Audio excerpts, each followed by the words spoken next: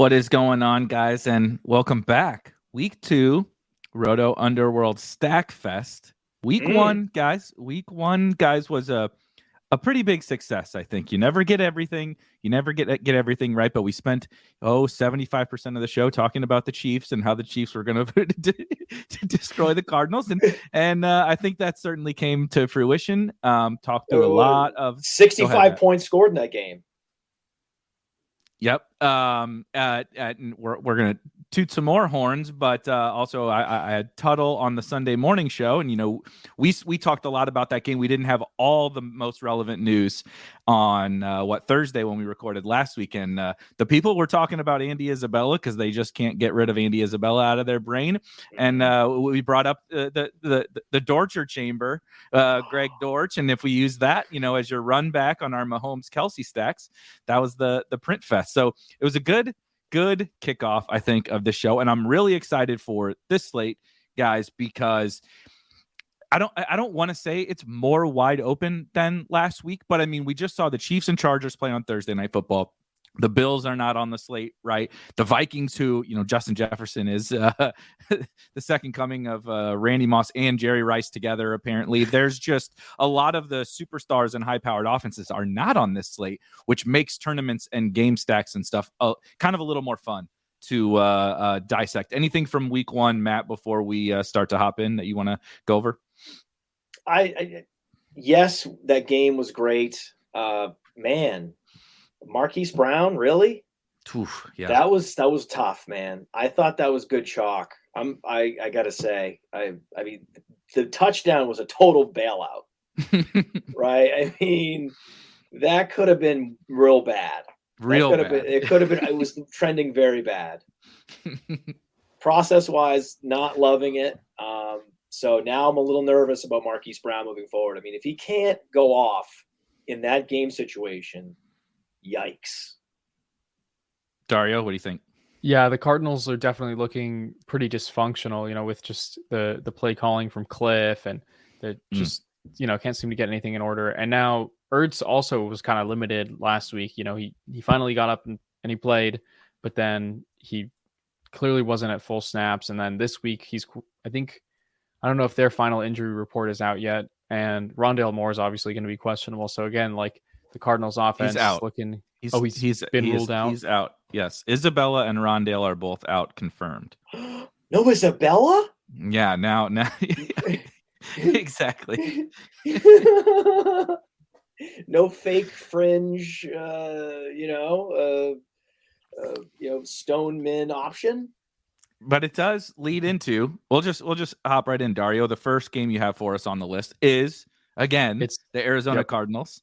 I think we might be talking about the Arizona Cardinals quite frequently this year because that defense is even where I know it was the Chiefs, but I think we saw the difference in last night when you watched the Chiefs versus a competent or good defense. And then you watch it was like, a high school game where you have the team that's goes 9-0 against the team that goes 0-9. That's what it felt like to me. It was just over before it started. And so I think this Cardinals defense is, we talked about it a lot again. Like I said last week, it might be worse even than I expected. And now they have their own injuries. What are we doing with Hollywood?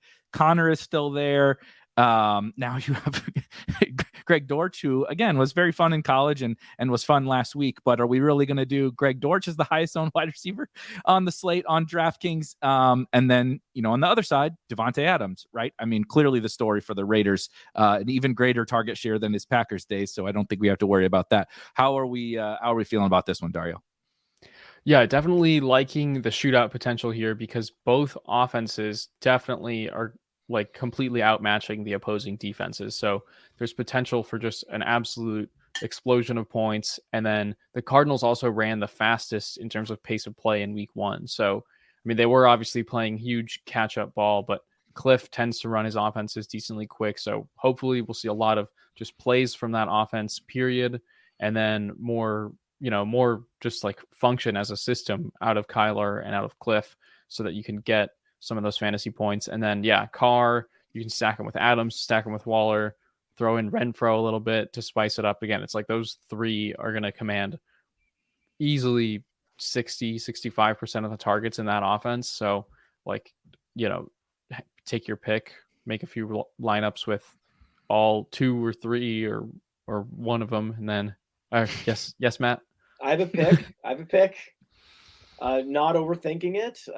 We know that I know it's Kelley, but he obviously shredded the Cardinals. Remember way back when Arizona was always the defense you would play tight ends against?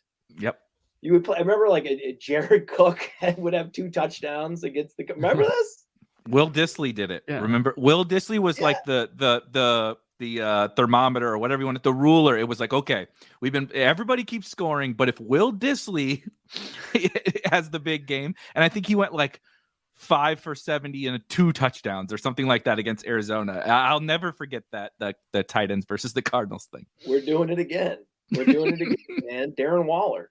If you're going to play Darren Waller, this is the week, right? This is the week to play Darren Waller. Don't ever play him. If you're not going to play him this week, don't ever play him. I mean, Kelsey's not on the slate, so now is the time. You play him, right? 92% route participation last week. He gave you what he had the 7 slot snaps, so he's playing out of the slot. He's playing out wide some. He's playing in line, right? The target quality was good. The target distance was top 5. Like, he's one of the few tight ends that gets more than 10 yards downfield for his targets. So he's just getting down the seam. He's the same Darren Waller. We're worried. We weren't sure. Hey, what's up with this guy, right? Is he cool? He's cool. He's totally cool. Like, play him, please. I also really like I was just looking at our ownership projections for this game, and to no one's surprise, Davante Adams, quite popular, probably going to be the highest owned, or definitely one of the highest owned wide receivers, one of the highest owned players. Because we're not fooling anybody with the Cardinals defense, and when Davante Adams has a 50% target share in week 1 or whatever, we're not sneaking him by anybody. But Darren Waller is not going to be very popular, even without Travis Kelce on this slate and some other potential tight ends. We're getting the Albert O's of the world, and Kyle Pitts obviously is going to be popular. Mark Andrews, Tyler Higbee also running all the snaps, right, for a little cheaper. Waller's in this dead man's land. He's not Andrews, and then he's not cheap enough. He's not cheap enough to give you a bunch of savings. So now you get leverage off a teammate and leverage at the highest variance position in fantasy. 6.2% owned on DraftKings, 7.8 on FanDuel. Come on, man. Yep. Just because, you can't play Adams at his price in every lineup. What are we doing? Mix it up, man. Would you guys play both of them together in a car stack? Is it too thin? I don't think so. Why would it be too thin? Yeah, I think you can do it. Definitely going to have to find some cheaper dart throws at the other positions, but we're going to talk about these other games now, and I think there's enough, bargain potential elsewhere. He's only 5.6K on DraftKings. Yeah. What's the big deal?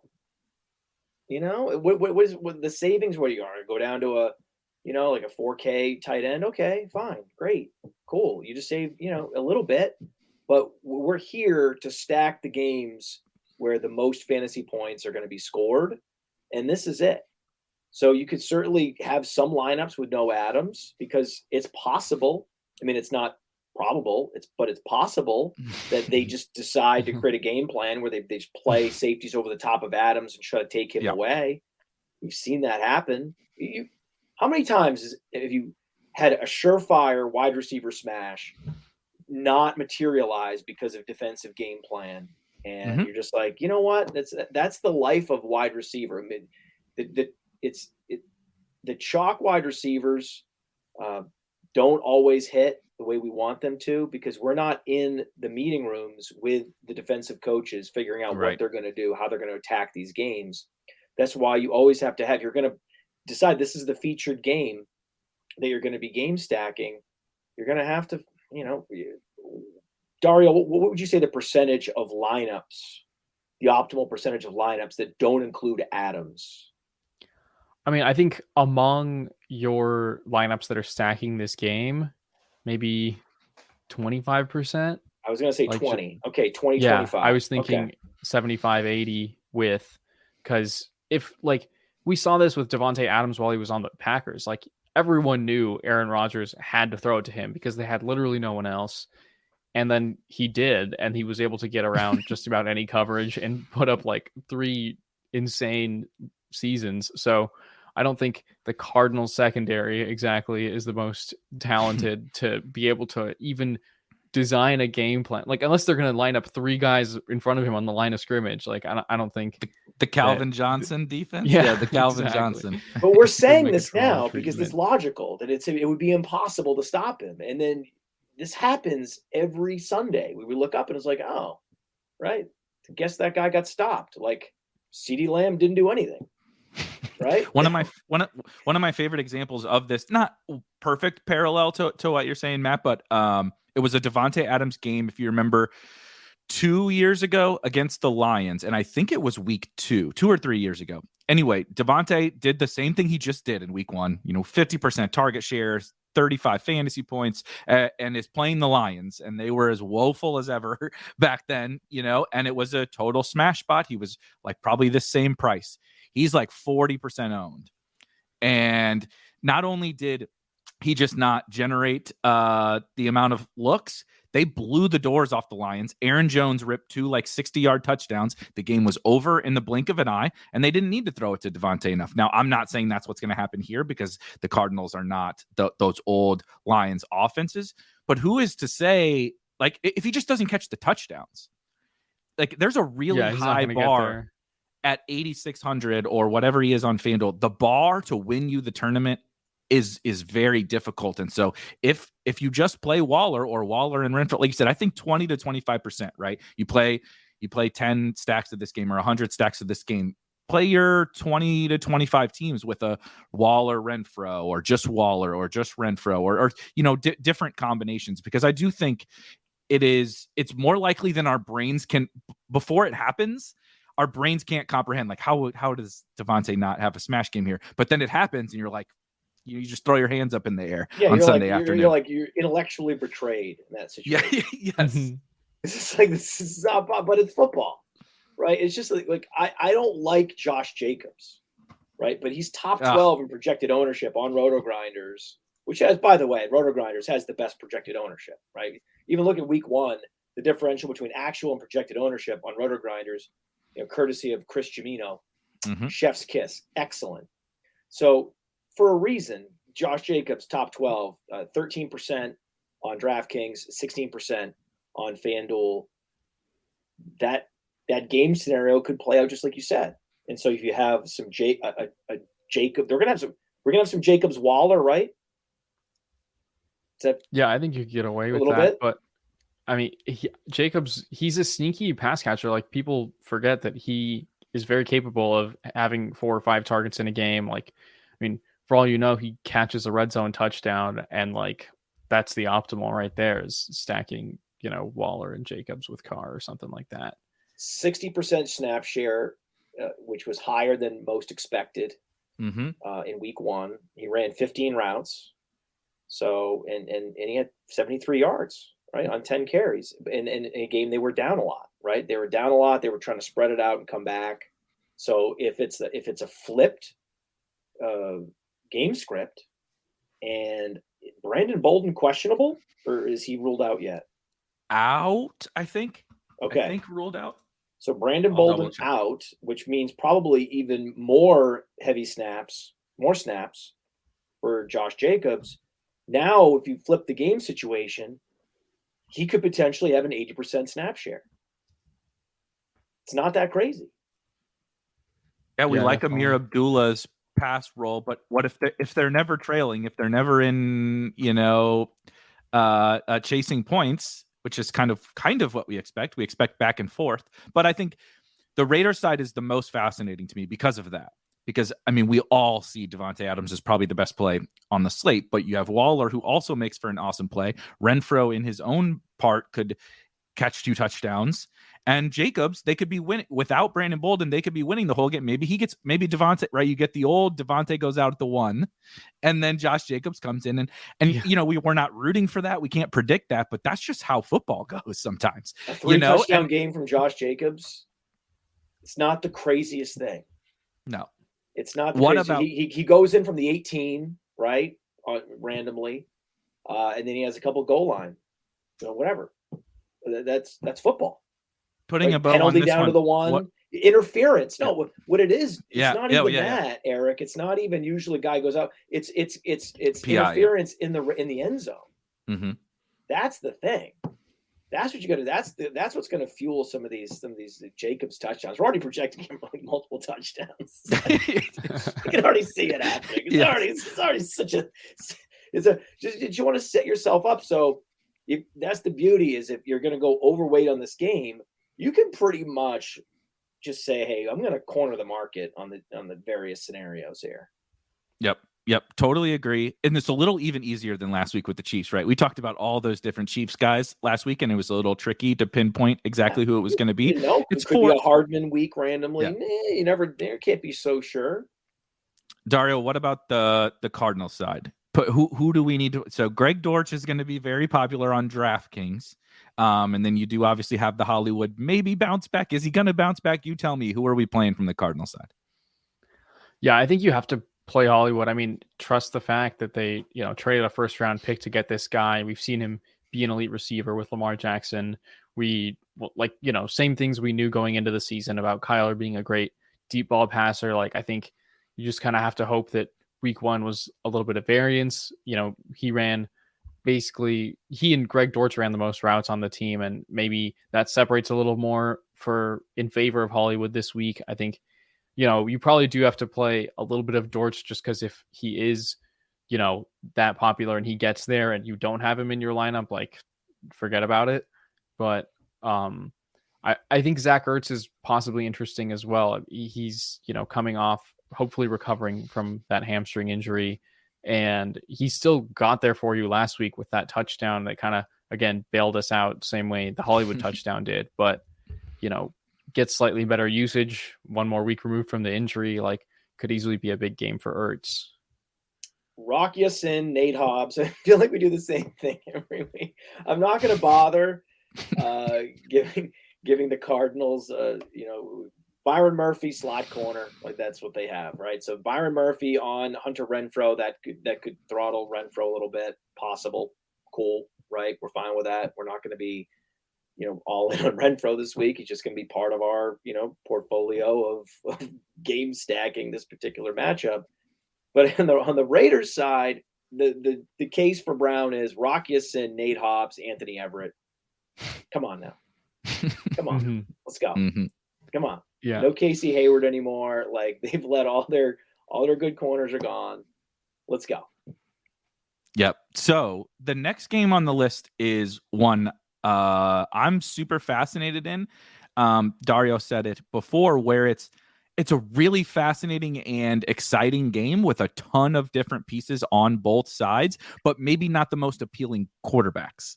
And that's the only thing kind of, I think, holding back the Commanders and Lions, which is the total is creeping up, getting up close to that Cardinals and Raiders game. We're approaching 50 in this game.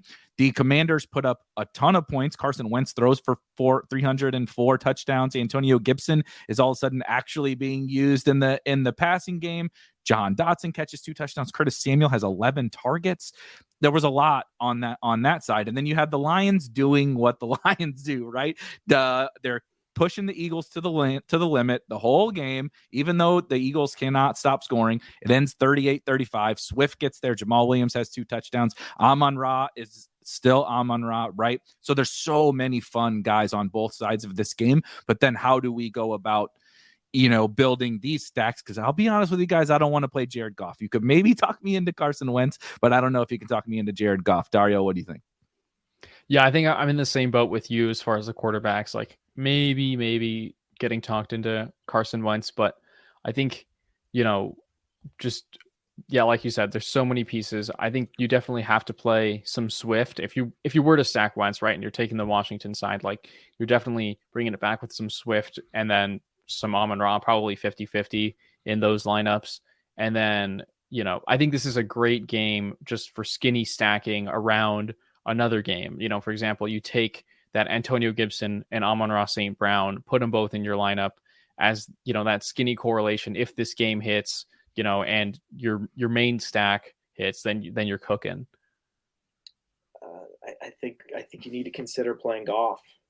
Okay. Right? All right. Do you remember that there were weeks where if you could stack Cousins or I think it was like Falcons, Vikings would play, right? And then you had like the Calvin Ridley and Justin Jefferson.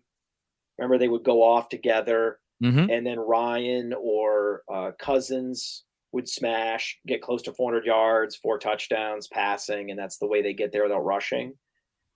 This game is going to be that game if it is that game. It's just tough because neither Goff nor Wentz are technically, good. So it's tough. Usually it's one, but I mean, at the time, no one was that excited to play Ryan or Cousins, right? It's only now that we look back and we're like, oh, we were so wrong about Cousins. He's actually really good. So look at the weaponry, right? The case for Ryan back then was he's throwing to Julio. He's throwing to Ridley, right? So think about the things that could happen in this game where we already know last year Washington gave up the second most fantasy points in the passing game to quarterbacks, right? So, and also in the rushing game to quarterbacks. They were just abused last year in the passing game. And hasn't been big, personnel turnover in Washington. So 5,400 on DraftKings. If you think about the ways that touchdowns and yards can be put up in this game, Goff dumping it off to Swift and him going for a long screen play. Plus, you've also got Amon-Ra, and then you also have deep passes to DJ Shark. So it's there are scenarios I can think of: long touchdown to Shark, touchdown to Amon-Ra. It seems that's all he does. He knows he's awesome, so he's going to score. You have clearly a screen pass to Swift for a score is very much in play. So if you acknowledge all these things are very much in play, and you're almost not surprised at all when they happen. If they all happen in the same game, that's 4 touchdowns for Goff.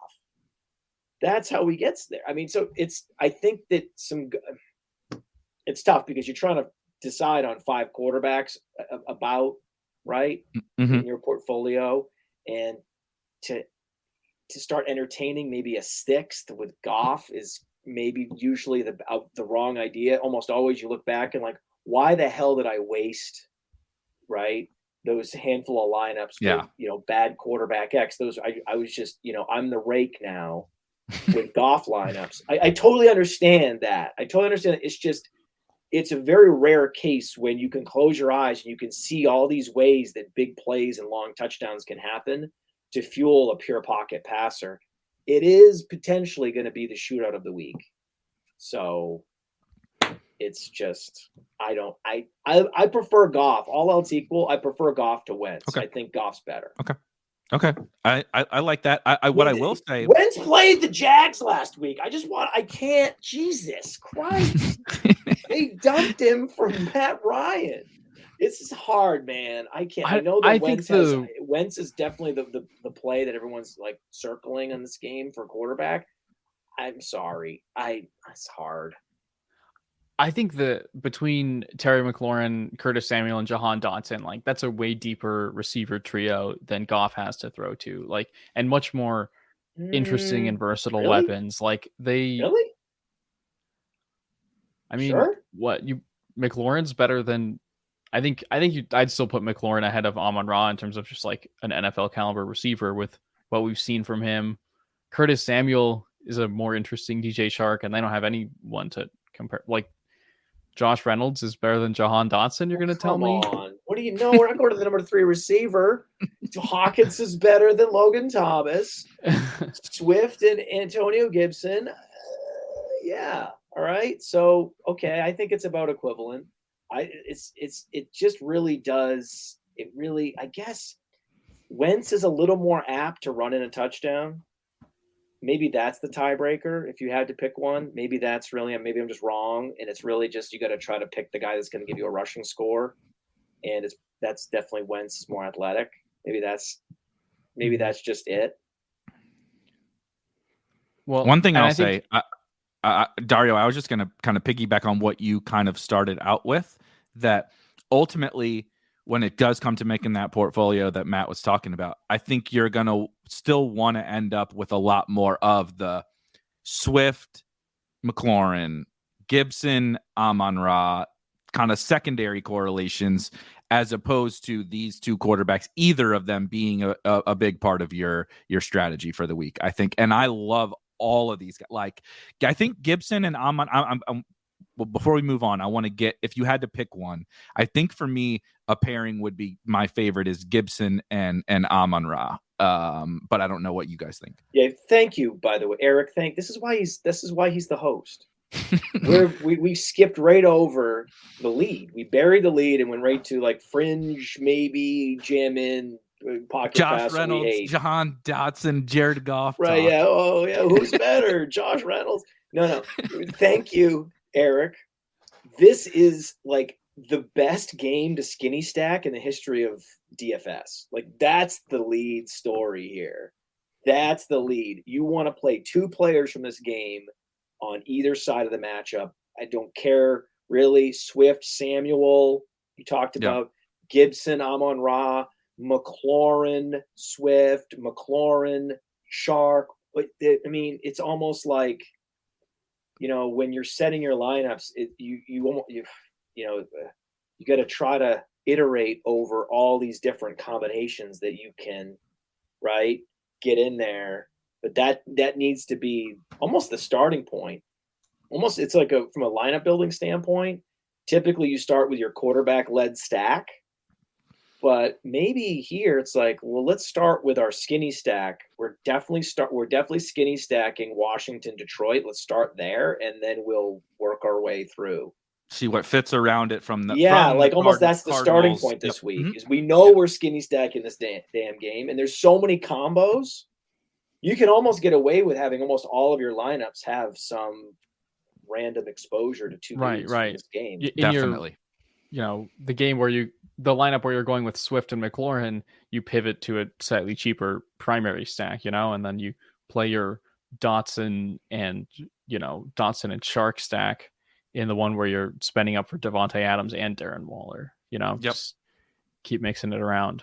Yeah, the Swift McLaurin team is the non-Devontae team. It's the that's when we just play Waller as the leverage point from that game, right? Maybe there's Hollywood, however the rest of it comes together. But like you said, in the lineups where we're using the kind of the superstars from this game, then maybe we're coming on to one of these stacks we'll talk about here, in the next 20 minutes or whatever. Mm-hmm. And it all comes to that point that Matt said, is like, this game is like the priority. Getting my parent, like if I'm 150ing this, I would probably consider 150 teams of having the pairs from this game, because there's so many combinations. Well, I was going to ask you that if you had the 150, you would actually, there is a world where all 150 would have a skinny stack from this game. Because there's 4 guys probably on each side that you want to cycle through at least at a fairly decent clip. Yeah. I have 4 names on each side for sure. And then I think Dario, could we pull up the lineup genius and maybe do a Carr Adams, see how it works if we do a Carr Adams? Yeah, let's see. So let's look at this is the player profiler DFS Dominator lineup genius. So, or you could just not even do Adams. You could just pick Carr and then see, do a skinny stack. So I'm thinking we'll start with Carr, and then basically, the way our lineup genius works is you build your primary stack, pick your quarterback, come down to the weapons that you're looking to stack, and then let's say we want Adams, and then we know that we're going to get a run back just because that's the way the optimizer is built. So it automatically puts in the run back. Well, it highlights. Yeah, you can highlights the run back. Down. It's a little white stack next to Marquise Brown, so it shows you who the run backs are just as at a glance. Yeah, and then we're going to go ahead and pick someone else though. Pick Amon-Ra. Yeah, and then we'll keep coming down here. Basically, you can choose we can let's say we want to exclude, someone in the 49ers game because it's supposed to rain on them again. We only need Is it really 10 lines. So yeah, there's like about I think it's like half an inch of rain supposed to be on Sunday in Santa Clara. So you can, like we were saying, Eric, you can like control the amount of run backs and stacks you want with that main quarterback. Okay, so so basically one run back, so only one Cardinal. Yeah. Right. And then your level of chalk. Here. And then let's roll it. See what it says. Yeah. Yeah, and then so it does allow you to say, hey, we're going to run back with any running backs in the stack or not. Allow running backs to be stacked. All right. So what do you guys think of this line? We got Derek Carr, Saquon Barkley, Darrell Henderson, Amon-Ra, and Curtis Samuel made it as the skinny stack. Okay. That's what it was. Devontae Adams and Zach Ertz. And Ertz as the Cardinal. Okay, that's interesting. Dude, Bengals against the Cowboys. The ultimate chalk defense of all time. Of course, the chalk defense. Then another great thing I like about this is you can say I'm like, oh, you know what? I'm off of Donovan Peoples-Jones this week. The Browns are barely going to have to throw the ball. You click the little swap arrow, and you can plug in Jacoby Myers, Devin Duvernay, Zay Jones. I kind of like Zay Jones. So, let's go with. We like Zay Jones this week? Definitely Zay Jones. Another pivot off of a chalky teammate, which is what we're getting to a lot here in this team, which is precisely how when you have the Bengals defense and you kind of have it right, you're playing Devontae Adams, you're playing Saquon, you're playing the Bengals defense, you play these other little leverage points, right? Ertz instead of Dortch and Hollywood, Zay instead of Christian Kirk, et cetera, et cetera. Yeah, no, and I think Darrell Henderson's is also pretty chalky this week. And then, so you can go down here, favorite your lineup, and then it stores all the lineups you've saved. You can look through all the other auto-generated ones. Like, got Najee Harris falling into this one. So let's Rex see if we can pivot. Quick pivot to Antonio Gibson, perhaps Javonte Williams. You guys got a preference? Dude, yeah, do it. Yeah. So, oh my God, yeah. So that one, it didn't build the skinny stack by default that time.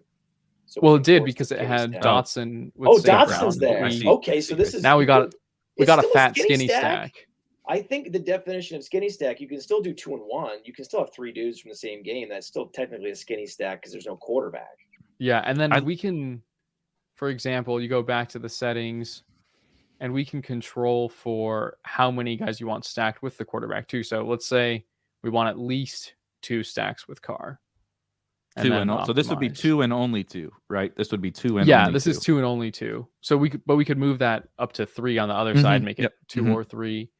So now it's like giving us Carr, Adams, and Waller. Oh, I hadn't heard the Rondale news yet on the projections. Yeah. So we'll get that updated. So this is the Adams Waller lineup that we talked about. Exactly. And we get wait, this somehow got Eric his Gibson St. Brown lineup? I'm writing this lineup down. This is because of Burkhead. Yep. Make sure you play Rondale. yeah, exactly. We're gonna I'm just gonna okay. We'll take the 0. You have to start Noah Brown and Rex Burkhead in order to get this stack. Yeah. Oh, there we go. Well, you could have. Didn't I see Josh Reynolds in there? Yeah, probably. Yeah. So we could further double down. Further double down on this. That is very heavily game stacked in the games that we like. Let's just put it that way. But hear me out. Hear me out. Devoted to those 2 games, like 90% of the salary. Yes. Hear me out. If you do Noah Brown, you have correlation with the Bengals defense. Shut your mouth. Secondary skinny stack? I was really hoping we'd make it further than week 2 before we got into the Noah Brown Bengals defense correlations, but here we are. Here we are. Let's. I think it's time to start talking about some Falcons Rams. Yeah. Some people were asking. Obviously, you guys can tell where to get access to this real quick before we move on to the next game. Yeah, just go to playerprofiler.com and click on DFS Dominator. It's right there in the menu. Boom. So the next game, as you mentioned, one that is a little not quite as wide open. We don't have quite as many of the different options from each team. And Falcons are probably not a team that the general public would be like really excited for fantasy, but I'm extremely excited for fantasy. So I'm happy that Dario, you put this one on the list. Obviously, I have Kyle Pitts, Drake London. I'm very excited for long term and short term, honestly.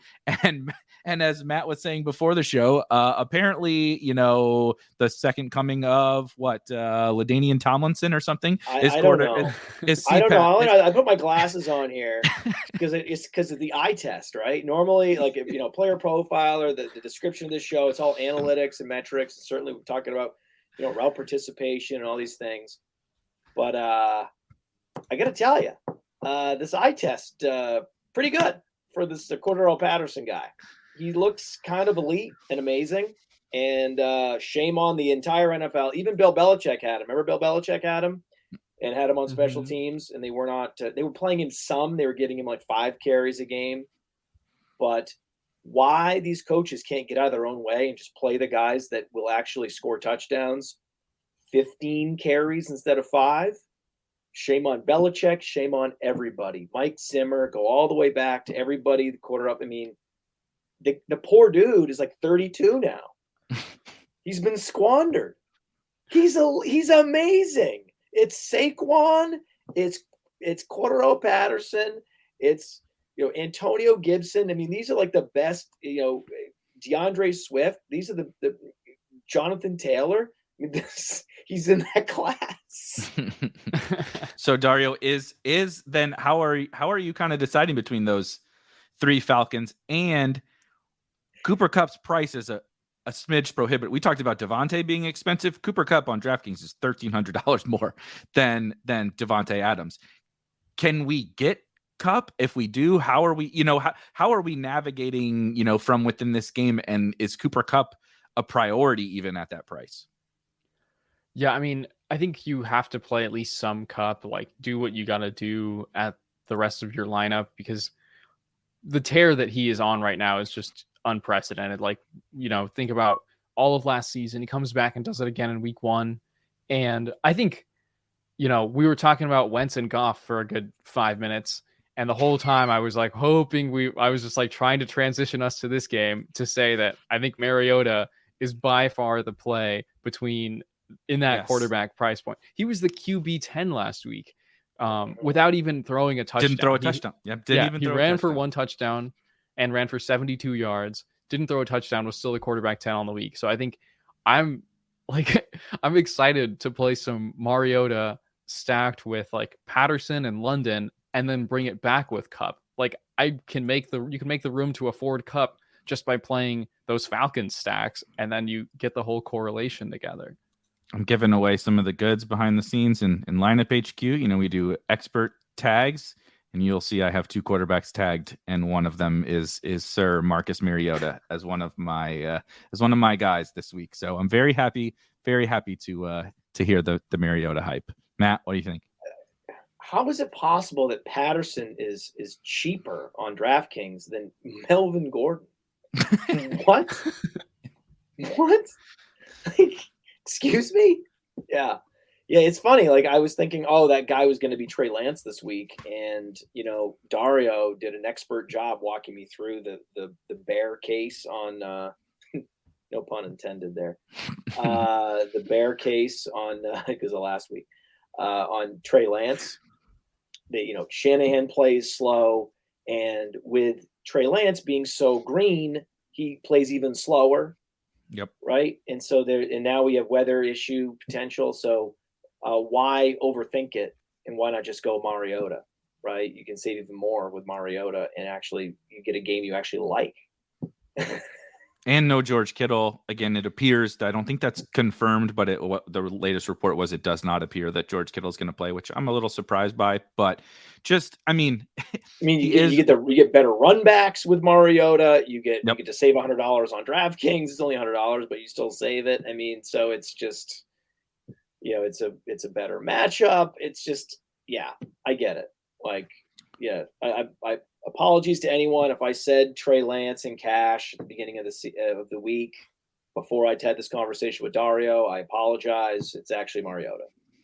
Same. I did the exact same thing. So I'm going to piggyback I'm going to piggyback your apology. When you opened up the slate at first and you're like, oh my God, Trey Lance, like, 5,700. Yeah. You're like, this is too easy. You know, it was week one. It was Monday. I was like, oh, Lance. And then Dario was like, well. Yep. 100% had the same realization. So totally support that. One thing with this game is, Allen Robinson is going to be a little bit popular. You know, we've reached the stage of DFS where the guys who are absolute garbage the next week are in a good spot and you're not getting ownership discounts on them. How much, if any, Allen Robinson are we playing? What do we, you know, we're excited about all these Falcons. Definitely see Pat Mariota, obviously Pitts and London as stacking partners. But we can't do Cup as a bring back on every one of these. Henderson's pretty popular. What are we doing with like A-Rob, Higbee, those guys on the Rams side, Dario? I think that, I don't know, I'm pretty scared to touch A-Rob. I think you definitely play him, I would say maybe like 10, 15 to 20% of those Falcon stacks, which again are not going to be very many of your 150. Be under the field on Robinson this week. Yeah. I'm happy to be under the field on Robinson and over the field on Henderson. Okay. That's a good way to frame it. I mean, his projected ownership, 22%, number one on the slate. Henderson's that chalky? Yeah, that's absurd. I mean, I'm pretty surprised. He's only 5,700, and we saw him get like 82% of the running back snaps last week. And, the Falcons, we all expect them to get steamrolled by the Rams, and McVay loves his running scheme. So I think there's a potentially huge game in store for Henderson. Take him. Just play him, man. Like, that's the thing. I'm kind of bummed that the ownership's that high, but whatever. I mean, it makes sense that it's that high. I don't know why I'm even remotely surprised. I mean, everyone's you know what it is? It was the goddamn Island game. Everybody saw that whole game. Everybody Akers doing saw nothing. That whole game. Everyone's like, oh, Henderson is like not only, getting the touches this week, he's full blown the bell cow. Like there were drives and drives would go by. No Akers. And now no Kyren Williams. So I think that, so good chalk on Henderson. I think that's the bottom line. And no need to chase it on Robinson. That's what you're saying, Dario? Yeah, definitely. I think I would agree with you. Be over the field on Henderson and fade Robinson. And I think that, this Falcons defense is just absolutely bereft of talent. I think they were lucky to hold the Saints down for most of the game, but is there anyone on that front seven that you're afraid of that you think McVay won't be able to run on? Like, not for me personally. That's the thing, though. The beauty is of everyone seeing that Thursday game is everyone thinks that the Rams can't block anybody, when really the Bills have an incredible front seven, and it was the Bills. It's the same reason why everyone hates, anyone's schedule that happens to be playing the Bills in week 15, 16, 17, right? Like, don't like the Bengals as much. They play the Bills and the Patriots. And it's like, well, okay. Well, the Rams just played the Bills and they look terrible. And you're not allowed to be surprised when they look fine. Because I don't know, did they win the Super Bowl last year? What are we doing? I think it's going to be fine.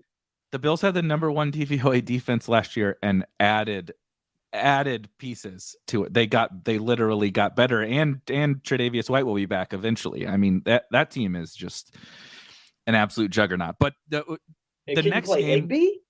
I think you can play like CPAT Higbee. Using Higbee is actually kind of interesting to me. Yeah. Because Kupp is very expensive. I don't really want anything to do with A-Rob. And then Henderson, we all like, but is a little bit popular. And there are a lot, like we just talked about CPAT. We talked about Gibson, Swift, Saquon. There's a lot of running back options.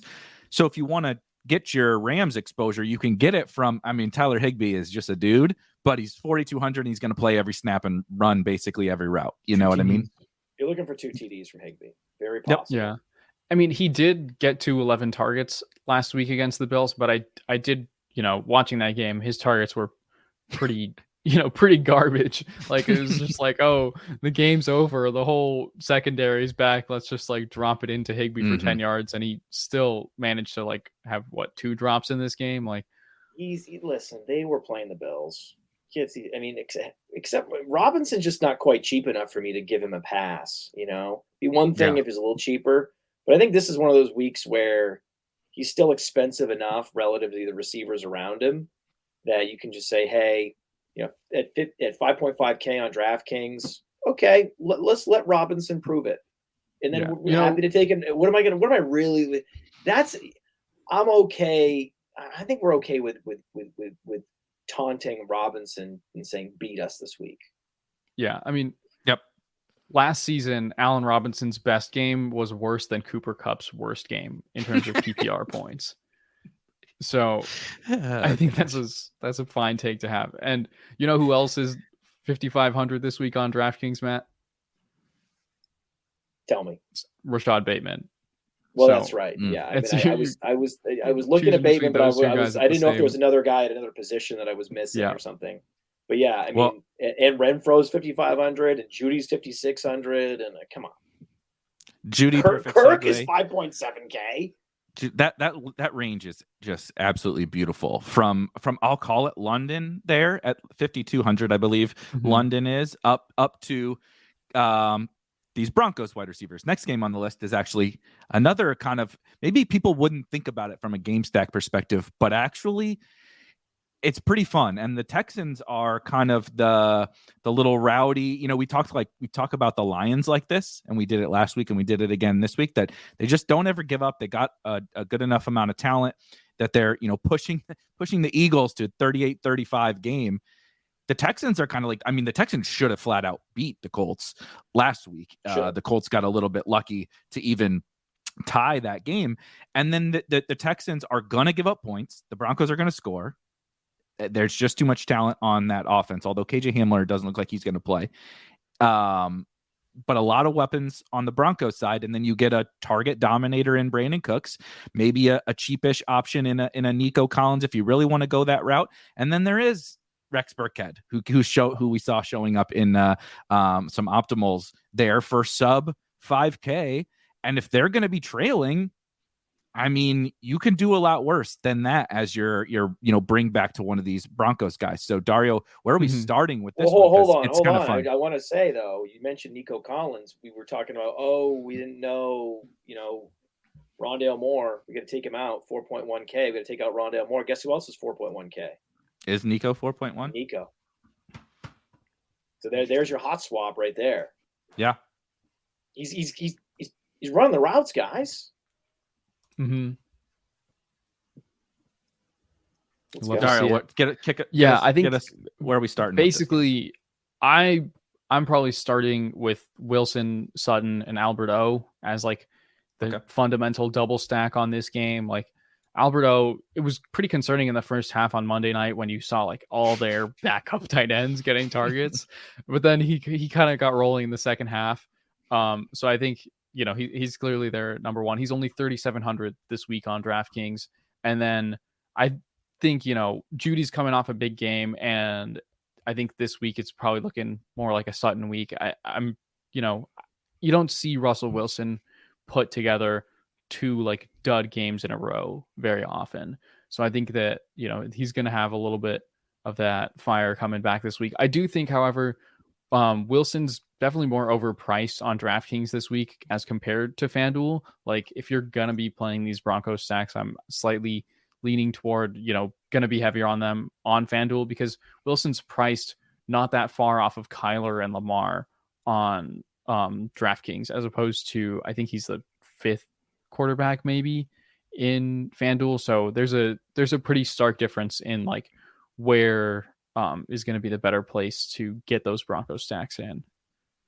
Good point. He is the third, for people unaware, he's the third highest priced quarterback on DraftKings. There's only 3 quarterbacks above 7K: Kyler, Lamar, and Russ. And I like Russ. This is a good matchup, but one of those things is not like the the absolutely in that group. Matt, who are you? Where are you headed? We didn't talk about Javonte, And are you also team Sutton over Judy this week? Yes, I'm always team Sutton over Judy. Sutton's just better. Again, congrats to Judy. Got the 100 yards, got the touchdown last week. Good for you. Seahawks, fine, great. But it's Sutton, week in, week out, it's going to be Sutton. Sutton got the air yards.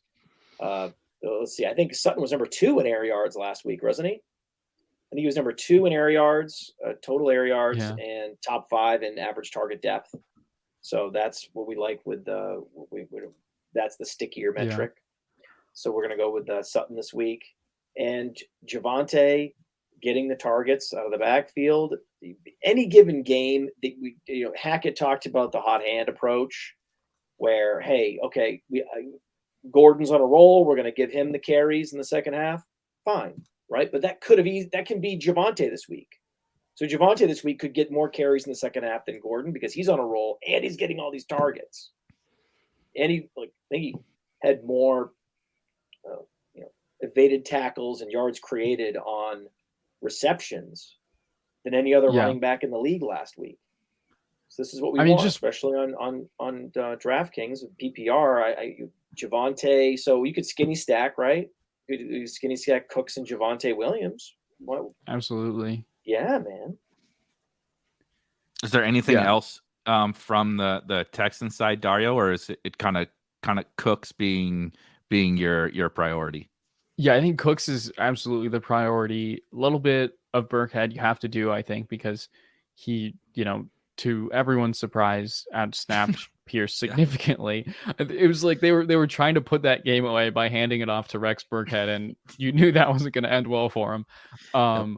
But to give him credit, they tried. But yeah, I think Burkhead in a game where you expect them to be playing from behind, like he's already. We already knew he was going to be their pass catching back, and then he showed he was even more their base back than we thought. So I think he's definitely in play here. And like Matt said, it's only a matter of time before we get that big Nico Collins week. He's out there running the routes. Yeah, I mean the route participation rate was up there, 81%. Good, right? That's top 50. But the matchup, Patrick Surtain, I mean, he's top 10 in our coverage rating. So we have cornerback rankings on playerprofiler.com. Surtain's top 10. And so in terms of that's going to be the outside matchup. The point total here is not as high as you'd like. So it's harder to justify secondary receivers when the point total isn't getting up there. So this is probably not the week to go Nico Collins, as long as there's better options, under 4.5K, get creative. This week, not go Collins, but I mean, maybe next week, maybe the week we're gonna have a Collins week. This is just maybe not it. It's okay though. It's not, I don't think we need to jam him in. I don't think you need to figure out because Dotson's 4.2K. Yeah, so no, exactly. I was looking over here. 4.3, so it's not. I don't think it's a big deal. Yeah, don't force it. While we're on the subject, I'm in a home league that is ridiculously shallow, and I have to bench one of Sutton, Amon-Ra, or Darrell Henderson this week, and I am absolutely miserable over it because I know that whichever one I bench is going to score 2 touchdowns. Let me know, because then I'll play him. I'll play him in DFS. Whichever guy you bench will be going on my lineup. Or 5 to 10 minutes left, and we got one game, so we're making pretty good time here. Another super interesting game, although maybe a little more straightforward for stacking. We've probably not as many Nico Collins and Josh Reynolds type references in this game with the Dolphins and the Ravens. Only a couple of guys doing all the work on both of these sides, and that makes for one thing. Just before I pass it off to you guys, that I love about these games is when you get, even if it's not like a massive shootout, right? I don't expect this Dolphins Ravens game to on average score more points than Cardinals Raiders very frequently, right? But when Lamar is a runner, and B, when it's like basically 2 dudes, I know Devin Duvernay caught 2 touchdowns last week, but it's basically 2 guys on both sides, Tyreek, Waddle, Bateman, Andrews. You can get a smash tournament winning performance from your stack, even when it's like 24-17, because it just all happens to flow through Mark Andrews, or it just all flows through Tyreek Hill. And these are some of my favorite games where it's like the total's not that high, right? We're looking at 43.5. People are like, why the hell are you talking about this game? But it's because when they score, it's going to be Tyreek, it's going to be Andrews, Lamar on the ground, whatever. So really like this game. Targets are consolidated. That's very important. Also, it doesn't appear to be a correct over-under, right? Yeah. I mean, 43.5 looks wrong to me. I maybe there's something I'm missing. I don't really understand it. Maybe you guys can help me. The Dolphins defense looked really good in week 1, but that was against, an offense that we expect to be. They don't have an offensive coordinator. New England doesn't have an offensive coordinator, guys. They get Matt Patricia. Right. And you can't take stock in that. And the Ravens secondary, on the other hand, has like so many injuries right now. Marlon Humphrey, I think, is questionable or ruled out at this point, and they still have guys who we've known are going to be out all season. So I think that Tyreek and Waddle are. They played the Jets last week. Yeah, they played Flacco, right? They played one team played Patricia, the other team played Flacco. Okay, this is setting up to take the over on the game. First of all, bet the over. Probably. Love that. Right? I'm literally going to do that right now. Come on, what are we talking about here? This could definitely shoot out, like Eric said. So it could shoot out. If it doesn't shoot out, you've got consolidated opportunities anyway. I mean, let's go, man. Let's go. Lamar, let's go. So we're playing Lamar this week, clearly.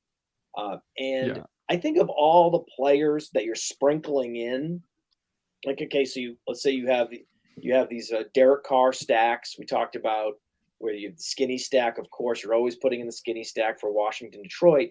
The sprinkle player, my favorite sprinkle player this week is the guy and again, why I'm not, so bullish on Robinson is because my sprinkle guy is Bateman.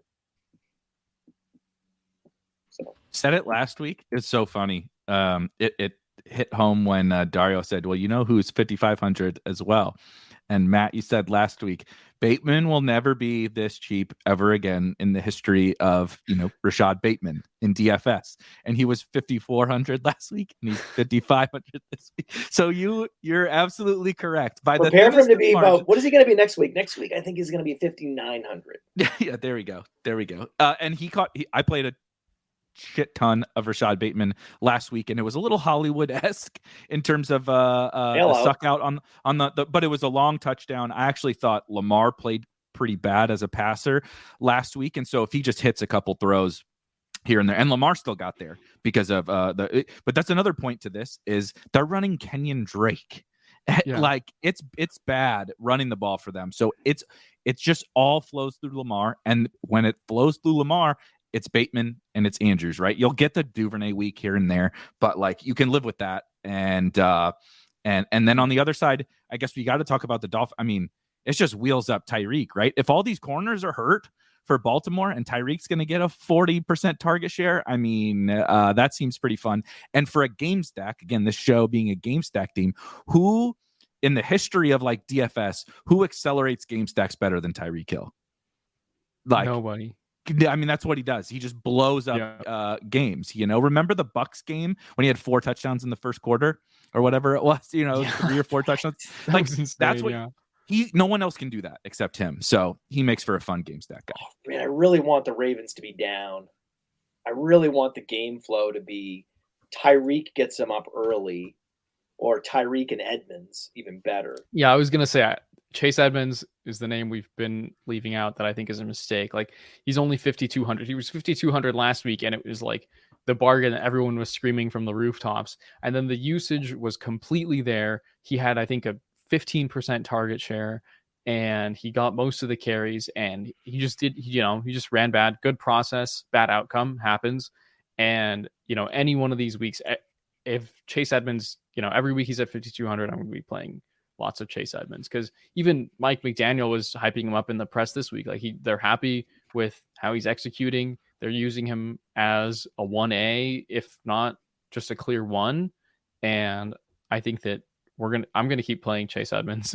So we definitely I think the way you approach this game is either Lamar Andrews or Lamar Bateman, and then you bring it back with Tyreek, and then maybe Edmonds, and then Waddle is probably like in terms of me rating those three options, how much I'm going to use them to bring back.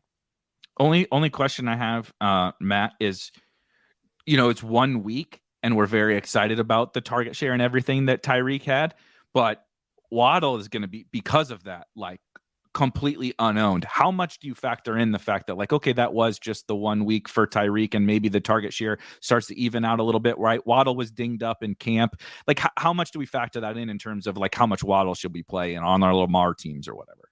Waddle 5% on DraftKings, 4.4% on FanDuel per Jimino, and the RG ownership projection. Yeah, that feels a little low to me. That feels a little low. I think it's going to be higher. It should be higher. It's not like Jalen Waddle's not a possession receiver. He was used as a possession receiver last year because they had to. They had Tua had no time to throw. Seems like Tua also has a little more time to throw this year. The front seven, though, for the Ravens is going to be the thing that actually helps. If the game's going to be contained, it's going to be because of the front seven actually getting pressure on Tua, and they have to more throw underneath, and Waddle is running those drag routes. So that's the case. The case for Waddle is that they end up pressuring Tua, unlike he was pressured last week, because that's the thing.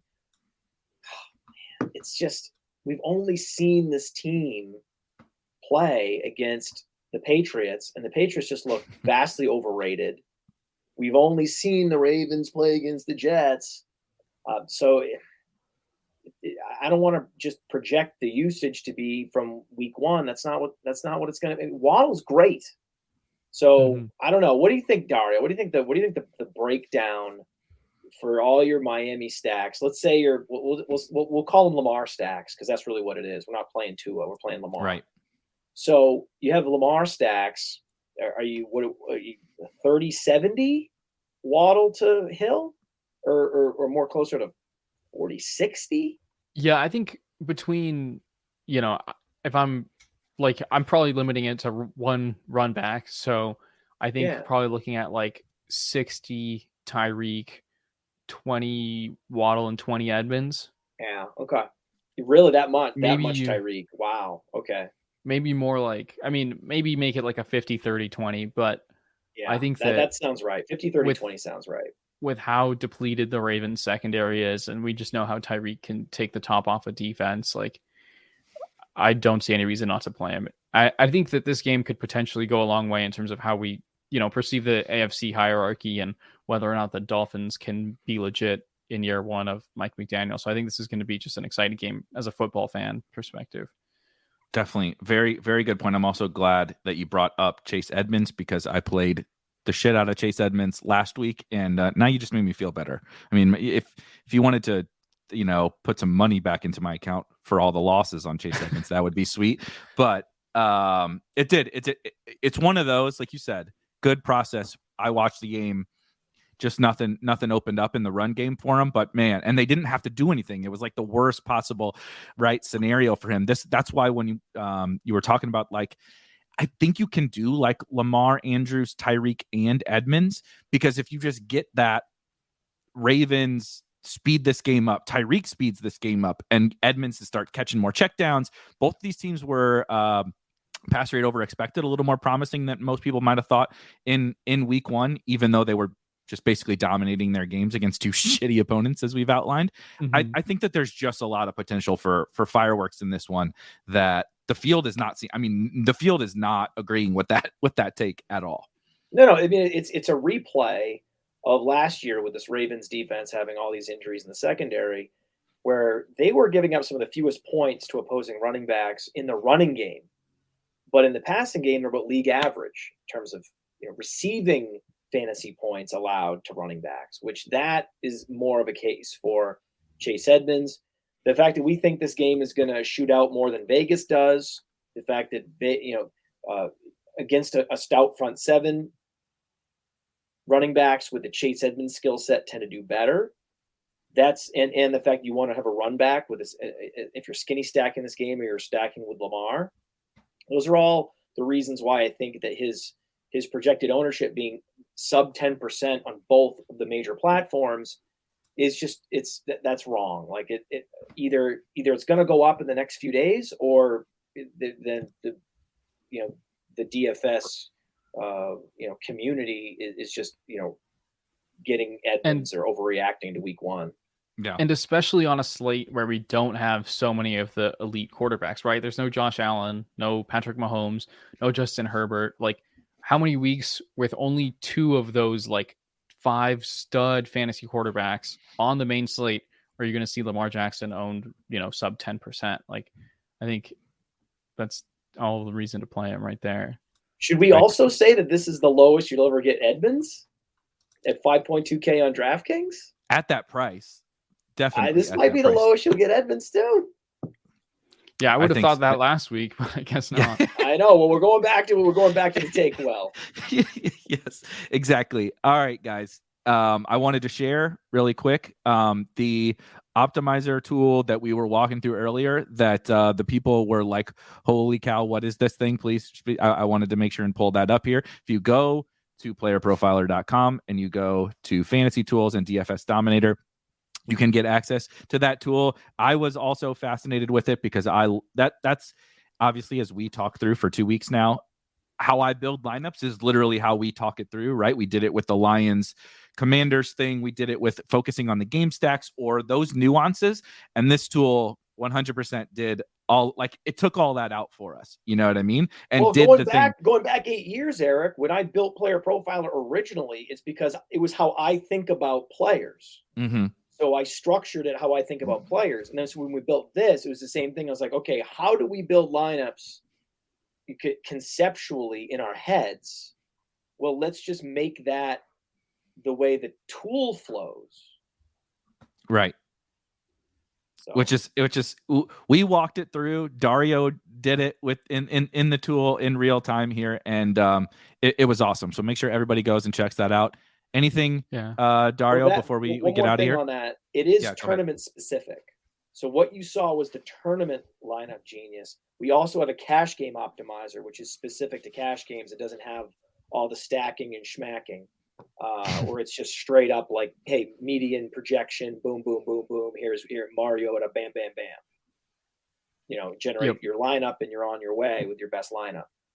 Whereas this other one is like, this is going to generate hundreds of lineups with these combinations. Yeah. No, I mean, I would just, let the people know we're going to be doing this every week. Like, come watch us build the lineups with the games that are probably going to pop on Sunday. And then we'll be doing our victory laps the following week, hopefully, and watching Chase Edmonds and Rashad Bateman's prices just gradually rising. Please, let's go. Bateman, Edmonds, let's go. Let's go, guys. All right. For myself, for Dario, for Matt, and of course for Sosa behind the scenes, we will be back with you guys in week 3, victory lapping Chase Edmonds and Rashad Bateman. See you guys.